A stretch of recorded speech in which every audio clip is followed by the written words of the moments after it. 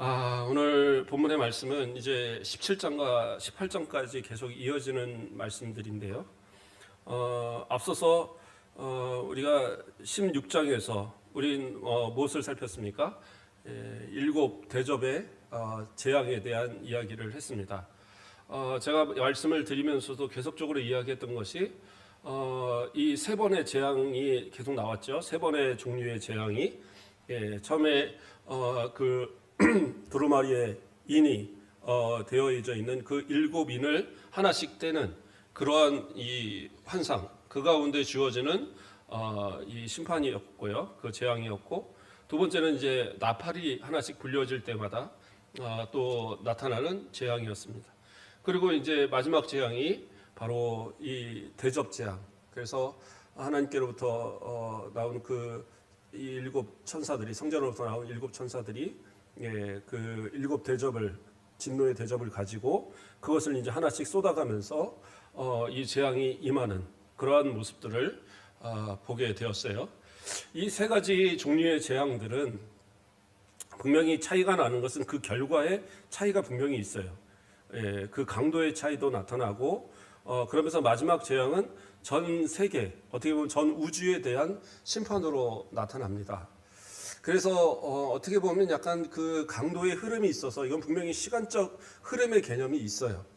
그런데 이제 어떤 학자들은 이 각각의 이 어떤 재앙들이 유사성이 되게 많아요.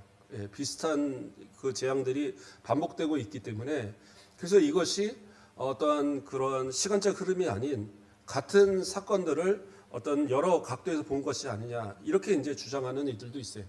그러나 분명히 시간적인 흐름은 존재하는 그런 것이 분명히 있어요. 그렇죠. 강도의 차이가 나타나고 있고, 또 그 주어지는 현상의 차이도 조금씩은 다 있습니다.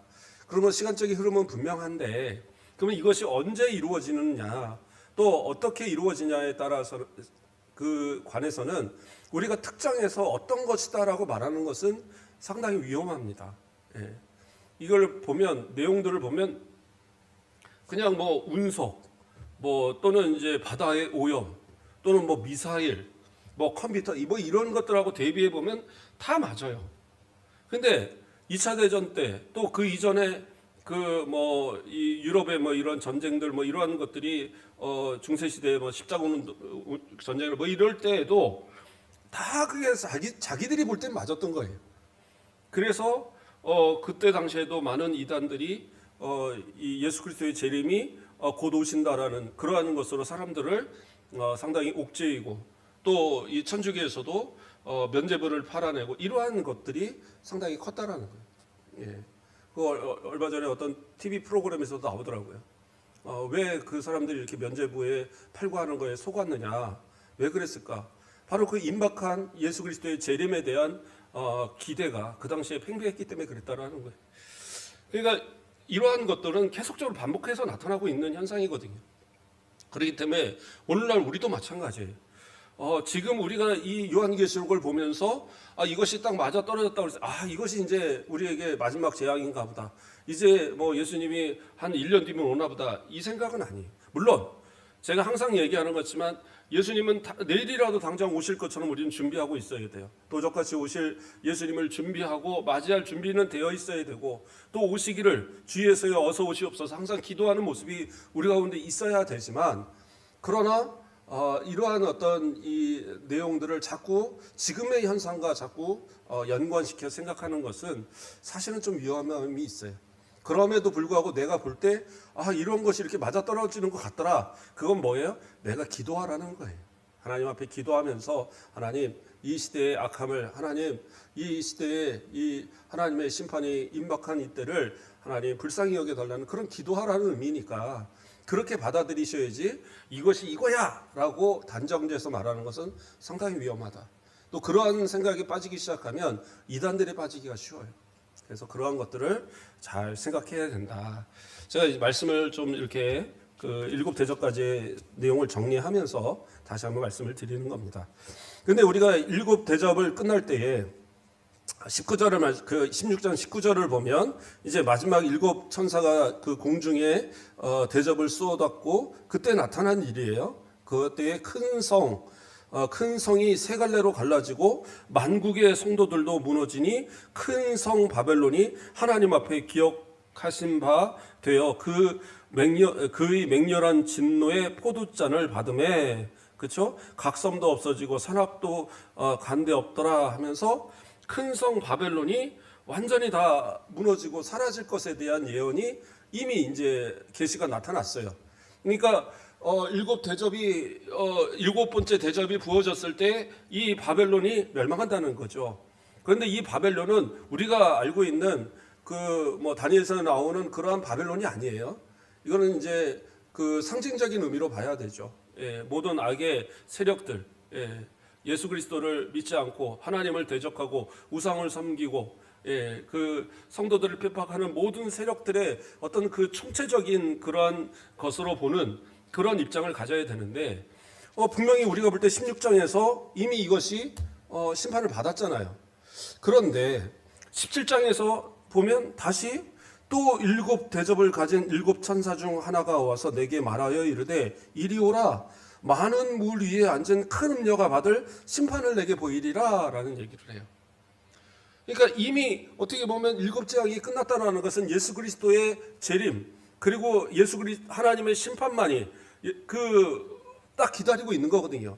그런데 불구하고 이 사이에 17장과 18장에서 이러한 이제 이야기를 하고 있다라는 것은 이게 어떤 의미냐?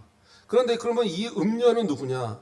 그 음녀라는 것에 대한 해석을 하기 전에 이 음녀가 누군가를 5절 말씀에 보면 뭐라고 나옵니까?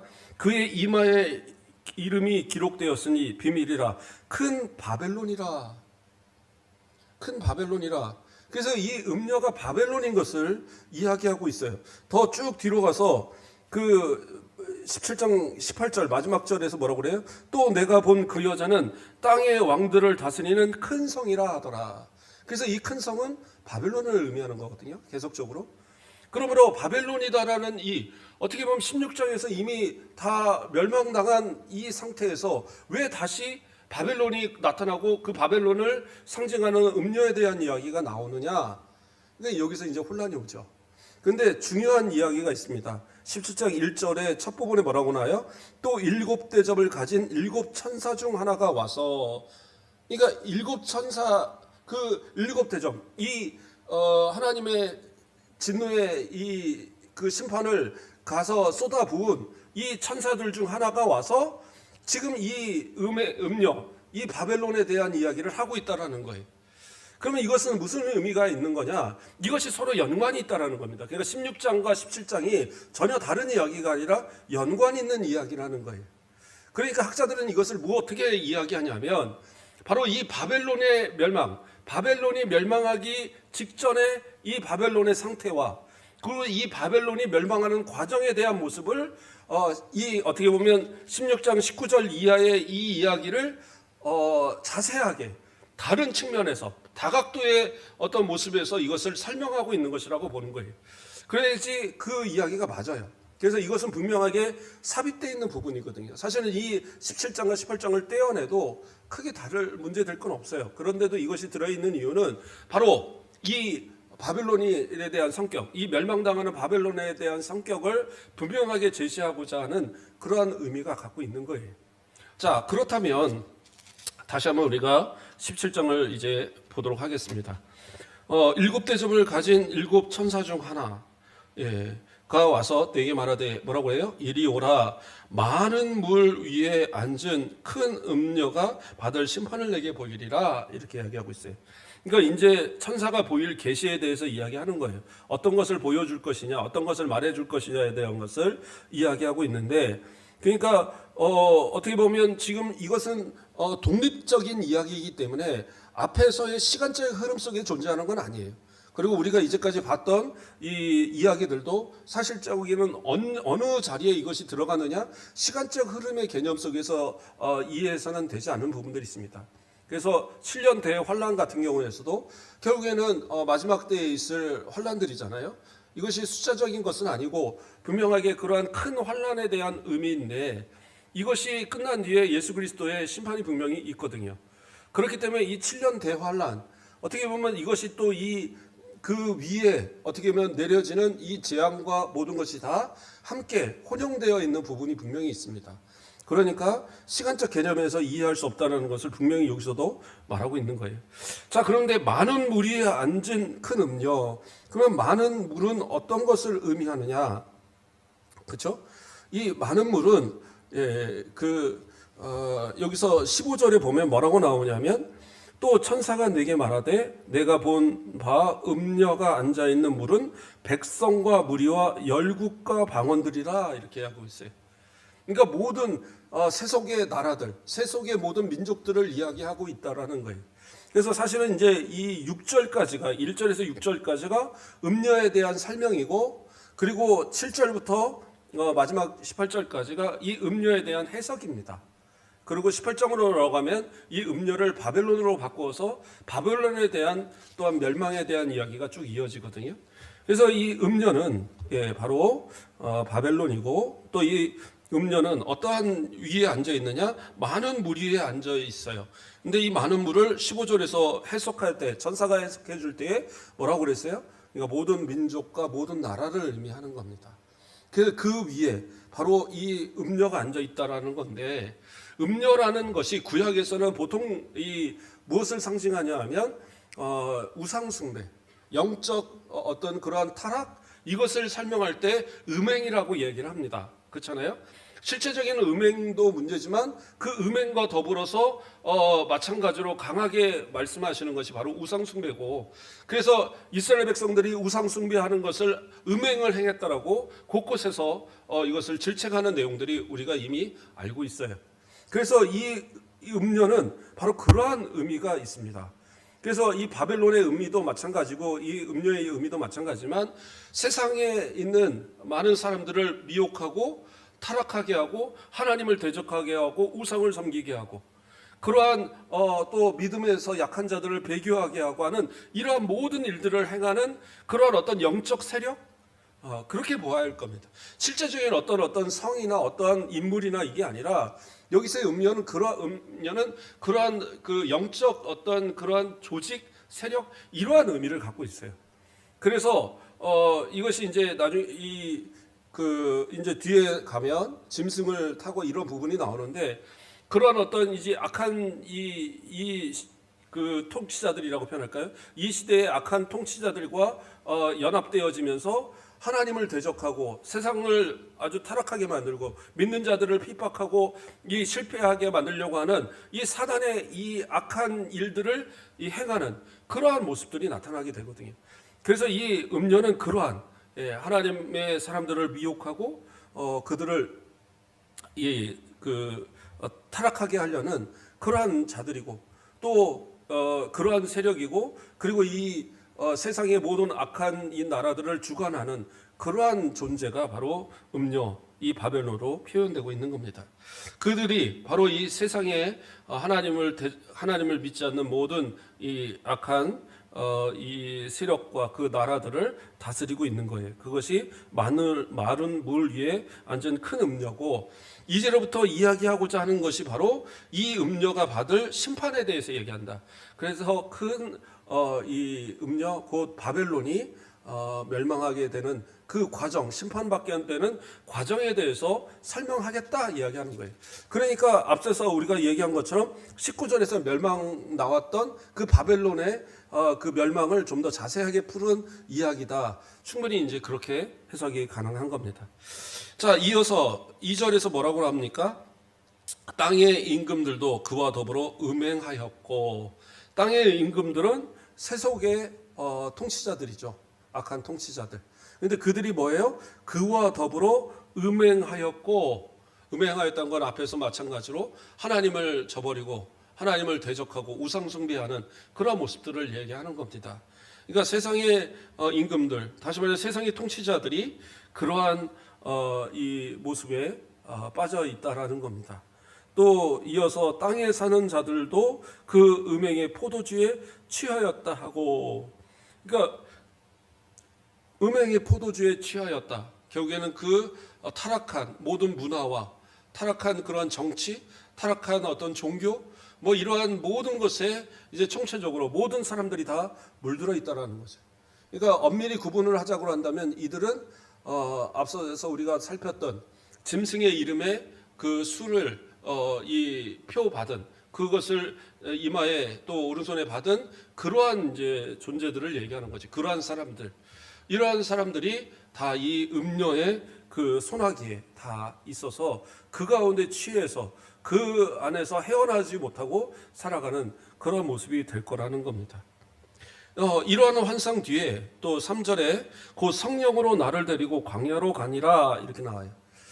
자, 성령으로 나를 데리고라고 하는 것은 어떤 의미냐면 지금 데리고 간 건 천사예요. 천사인데 성령으로 나를 데리고 갔다는 건 성령의 감동을 받았다라는 거예요.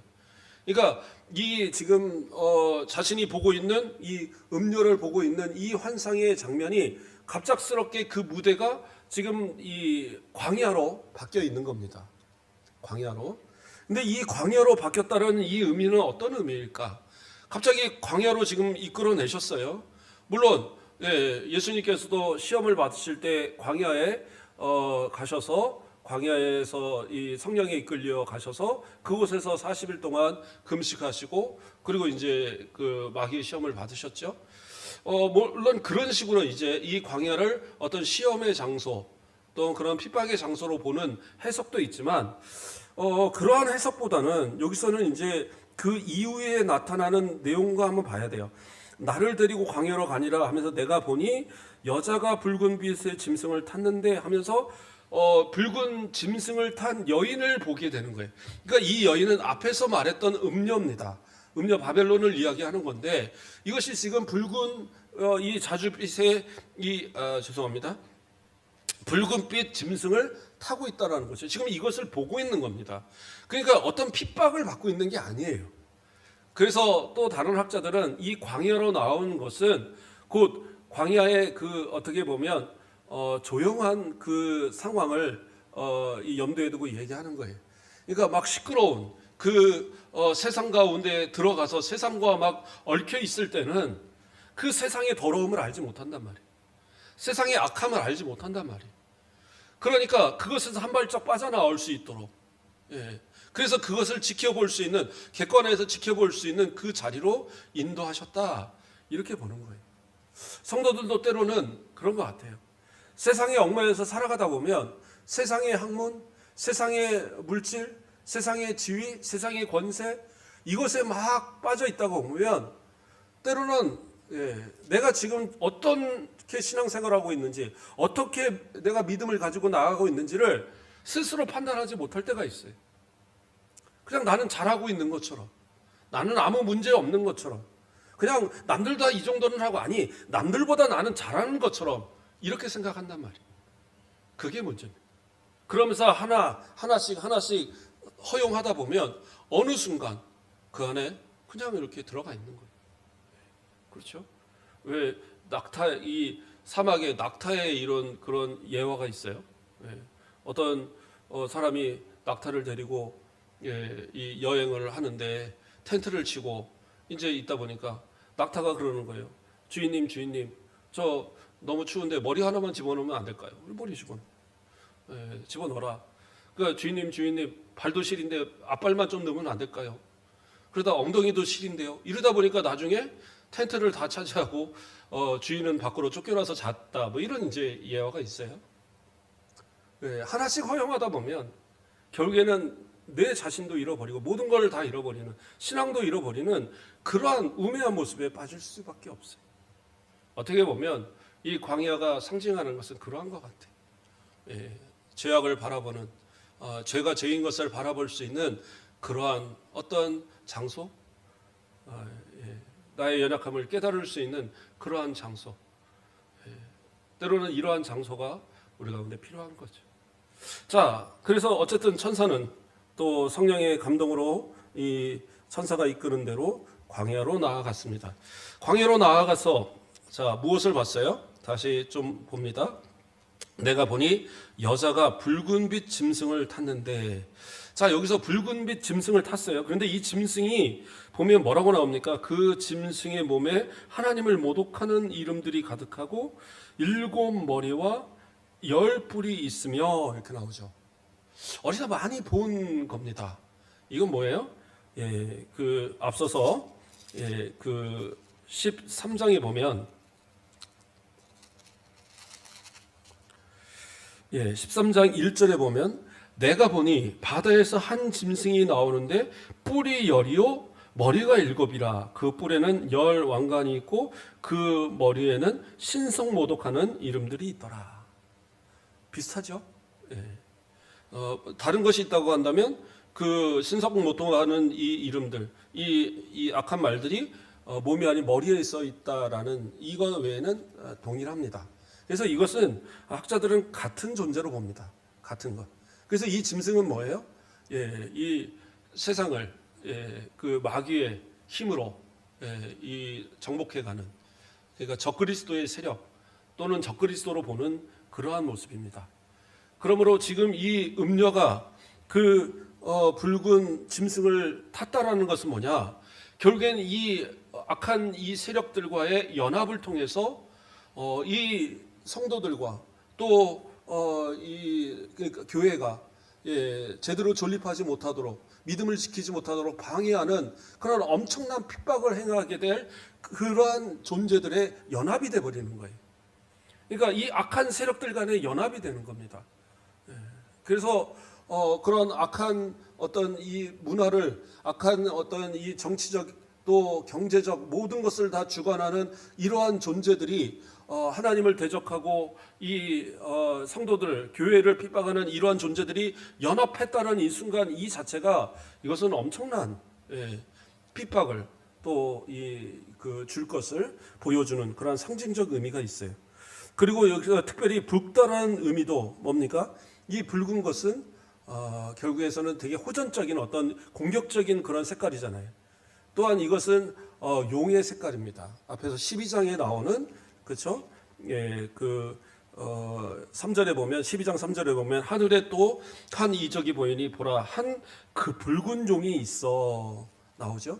그래서 이 또한 뿔이 있고 하는 이러한 모습에서 자, 이 짐승은 사실은 이 마귀를 이제 닮은 겁니다. 마귀를 따르고 마귀를 추종하는 그러한 존재. 그리고 마귀를 이렇게 그 표현하는 그러한 존재인 거예요. 그래서 이것은 상당히 악하고 마귀적인 존재들이라는 것을 표현하고 있는 그러한 말씀입니다. 자, 그래서 이것을 탔는데 그 짐승의 몸에 하나님을 모독하는 이름들이 가득하고 7머리와 10뿔이 있으니 이것은 이제 이 뒤에 우리가 다시 해석하는 부분에 가서 다시 좀 더 자세히 살펴보겠고요. 4절로 넘어가겠습니다. 그 여자는 자줏빛 붉은빛 옷을 입고 금과 보석과 진주로 꾸미고 이렇게 돼 있어요. 그 여자의 외모, 이 음녀의 외모를 이야기합니다. 근데 뭐라고 그래요? 자줏빛과 붉은빛 옷을 입고, 그러니까 이 자줏빛과 붉은빛 옷을 입었다라는 것은 당시에 아주 귀한 귀족들, 특별히 왕비나 여왕들이 꾸미어지는 그러한 옷을 의미하는 거예요. 완전히 화려하고 많은 사람들을 미혹하게 만들 만한 그러한 옷, 이러한 것을 이야기하고 있고요. 금과 보석과 진주로 꾸몄다라는 것은 그것이 자신이 항상 아주 그 존귀한 존재, 이러한 존재로 보이도록 만든다라는 거예요. 그러니까 이것이 이 음녀가 큰 성, 바벨론을 상징한다고 한다면 바벨론과 반대적인 의미에서 상징되는 것은 장차 임하게 될 새 예루살렘이거든요. 그 새 예루살렘도 마찬가지로 뭘로 이렇게 치장이 되어 있습니까? 이러한 보석과 진주와 금이 다 되어 있잖아요. 그래서 뭐 보석의 이름들이 막 있잖아요. 뭐 호마노, 뭐 황옥, 뭐 이런 것들이 막 쫙 깔려 있고 금 되어 있고 뭐 수정이 있고 뭐 모든 이제 하여튼 우리가 알 수 있는 모든 그 보석은 다 표현이 되어 있는데 지금 어떻게 보면 이 바벨론도 이러한 것으로 표현이 되어 있어요. 치장이 되어 있다는 거예요. 이것은 뭐예요? 일반적인 사람들, 세상 사람들의 눈으로는 이 악한 세력들의 이 유혹을 구별하지 못한다라는 거예요. 그러니까 세상 사람들이 하는 말이 그거잖아요. 아, 왜 기독교만 믿어야 돼? 아, 그냥 저기 불교도 뭐 극락이 있고 뭐 어디도 뭐가 있고 다 있는데 왜 그 기독교만 믿어야지 천국 간다 그래? 아이, 그 말도 안 돼. 비슷하다고 다 똑같은 게 아니에요. 그렇지 않아요? 짝퉁이요 더 진짜 같은 경우들이 있습니다. 예전에 어떤 분이 얘기해 주더라고요.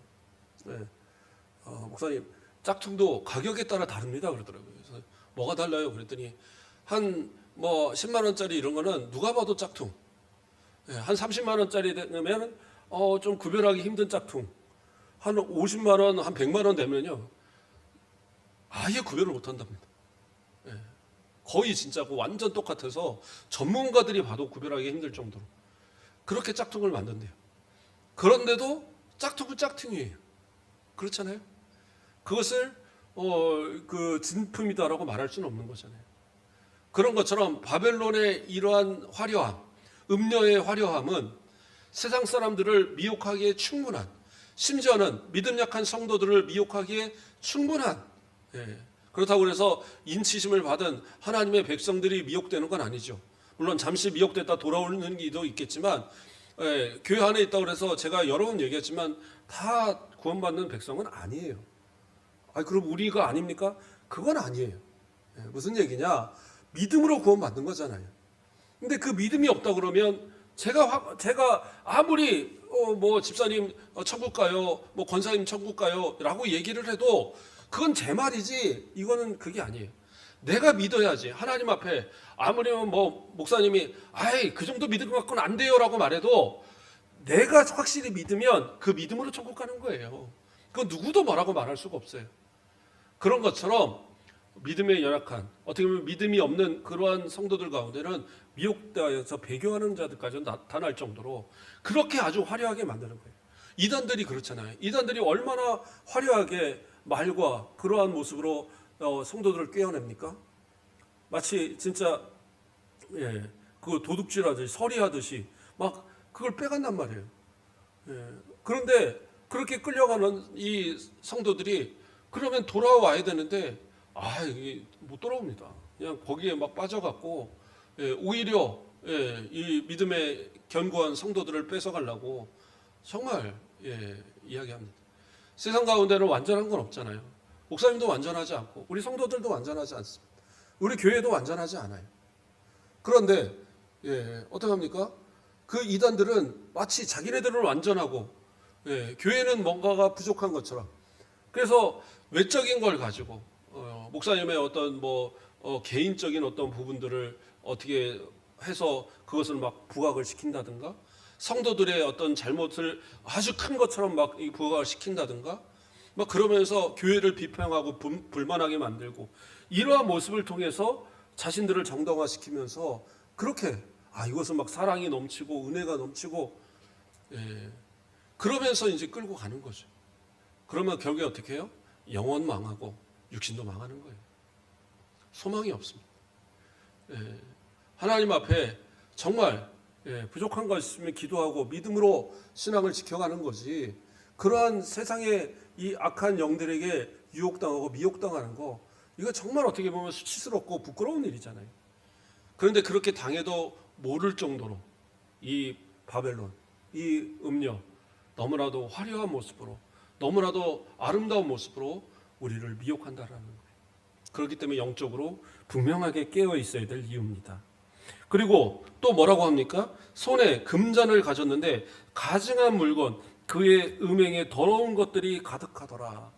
금잔은 뭐예요? 귀한 거잖아요. 이 귀한 음료를 담아서 마시는 그러한 잔이 금잔인데 그러니까 이 화려함에 사람들을 속는 거예요.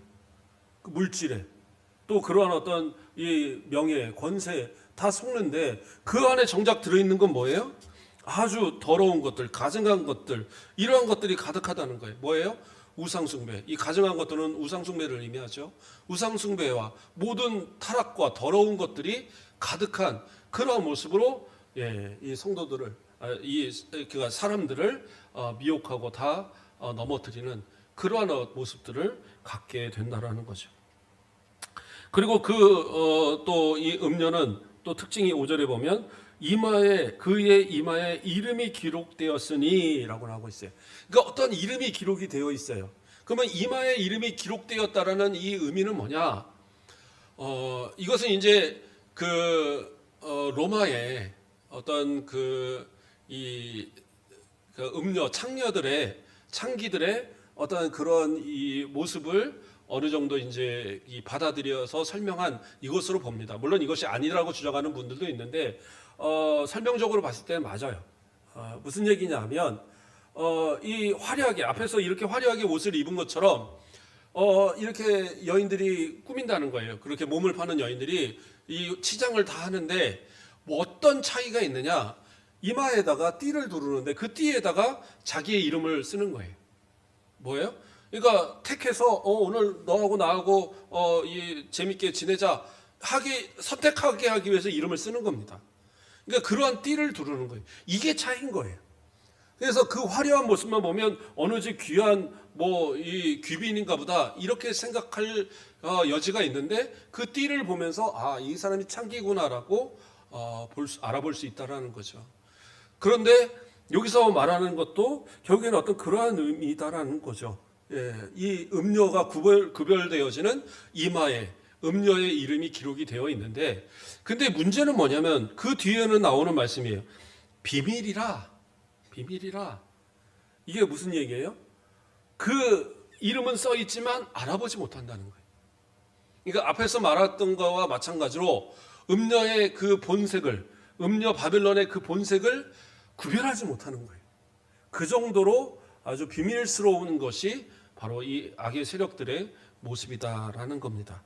그리고 또 큰 바벨론, 이제까지 이야기한 이 큰 바벨론, 다시 말해서 이 음녀가 앞에서 멸망당한 이 바벨론이라는 거예요. 거기에서 세상 하나님을 대적하고 교만하고 많은 사람들을 핍박하고 성도들을 괴롭혔던 그 바벨론의 그러한 모습이 바로 이 음녀의 대표적인 모습이다. 또 뭐라고 합니까? 땅의 음녀들과 가증한 것들의 어미라. 그러니까 이 땅의 음녀들, 가증한 것들, 거기에서 모든 타락한 문화와 또 타락한 그러한 이 세상적인 학문, 정치, 경제, 이 모든 것, 더 나아가서 이 그 하나님을 대적하는 모든 그러한 이 악한 것들의 이 근원이 뭐냐? 바로 이 음녀 바벨론이라는 거예요. 그러니까 여기서부터 이 모든 것이 다 쏟아 나오고 있다. 그러니까 그 뒤에 조정하고 있는 이 마귀의 세력에 결국에는 조정을 받는 그러한 모습들이다라고 설명하고 있는 겁니다.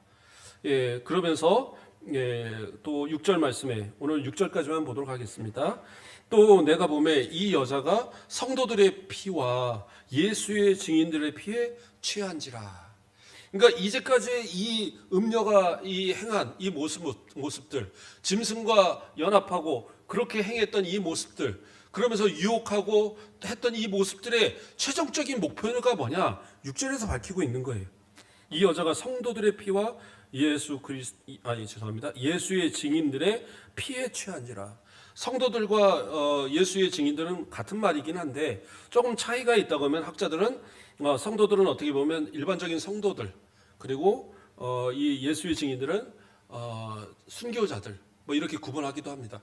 그러나 결국에는 둘이 다 마찬가지로 순교를 각오한 그러한 성도들의 모습인 거죠. 그래서 그들의 흘린 그 피로 인해서 취한다. 이것은 뭐예요? 이 엄청난 핍박이 주어진다라는 거예요. 그러니까 이 사단 마귀가 조종하는 이 적그리스도, 또 그와 함께하는 모든 세력들, 그들을 조종하는 모든 악한 영들, 이러한 모든 세력들이 결국엔 그 앞에서 최종적으로 하려고 하는 것은 뭐냐? 하나님의 택하신 백성들을 어떻게든지 자기들이 뺏어가려고 하는 거예요. 그러나 택하신 백성들은 결코 넘어갈 수는 없어요. 그런데 안타까운 것은 뭐예요? 이 땅을 살아가면서 다가올 그 핍박은 피할 수가 없어요. 차라리 먼저 하나님 앞에 부름받아 간 성도들이 오히려 참 행복한 거죠, 어떻게 보면. 그러나 분명한 것은 앞에서 우리가 살폈지만 7년 대환란, 그 가운데 후반기 3년 반에 결국에 극심한 환란은 분명히 온다라는 거예요. 지금 어떻게 보면 이 표현이 그 극심한 3년 반의 마지막 환란을 이야기하는 거예요. 이 대환란 때에 성도들은 수없이 많이 죽어질 것이고 수없이 많이 피를 흘릴 것이고 이 피에 취한다는 말 이 자체로 그 피에 취할 그 음료가 취할 정도로 바벨론이 취할 정도로 수많은 이들의 그 핍박과 그 수많은 이들의 그 순교가 다가올 것이라는 거예요. 그러나 성도들은 결코 실망하지 않을 것은 이 모든 이 핍박 뒤에 결국에는 하나님의 심판이 있을 때에 음녀 바벨론은 멸망하고 결국에 저 영원한 천국 새 하늘 새 땅에 새 예루살렘에 우리 모든 성도들은 거하게 될 것이다라는 거예요. 그때를 소망하면서 우리는 어떻게 보면 이 세상의 이 음녀의 이 화려한 모습에 우리를 미혹하는 것에 넘어가서는 안 돼요. 어떤 분들은 얘기해요. 옛날에는 저 믿음 참 좋았어요. 옛날에는 교회 봉사도 많이 했어요. 옛날에는 이것저것 많이 했어요. 근데 왜 지금은 안 하세요? 지금은 너무 힘이 없어서 뭐가 없어서 아니에요. 지금도 할 수 있어요. 내가 할 수 있는 최고의 것으로 뭐예요? 우리 권사님들도 나이 드신 권사님도 하잖아요. 새벽도 지키시고 이렇게 수요일도 나오고 예배하고 그리고 좀 더 힘이 있는 분들은 더 봉사도 하고 좀 더 힘이 있으면 나가 전도도 하고 하나님 앞에 최선을 다하다가 주님 앞에 갈 때에 잘했다 칭찬받는 그런 모습들. 저는 항상 그 생각이에요. 하나님 앞에 가서 하나님 부르실 때 물어보실 때 너 뭐 하다 왔느냐라고 말할 때 부끄럽지 않아야 되는데 부끄러운 모습 되지 않기를. 그래서 이 어떤 환난과 시험과 핍박이 와도 담대하게 믿음으로 승리하시는 모든 성도들 되길 주님의 이름으로 축복드립니다. 기도하겠습니다. 사랑의 하나님 감사를 드립니다. 우리를 사랑하여 주시고 우리도 하나님의 은혜로 우리에게 말씀을 주심을 감사를 드립니다. 세상은 점점 악해지고 악의 세력들은 성도들을 미혹하려고 여러 가지 술수로 물질로 또 명예로 권세로 여러 가지 타락의 것들로 우리를 미혹하지만 결코 하나님 앞에 죄된 모습으로 살지 말게 하시고 미혹되지 말게 하시고 예수 그리스도와 더불어서 승리하며 저 영원한 천국을 향하여 나아가는 참된 믿음의 성도들 되도록 축복하여 주시옵소서. 감사합니다. 예수 그리스도의 이름으로 기도드립니다. 아멘. 감사합니다. 우리 찬송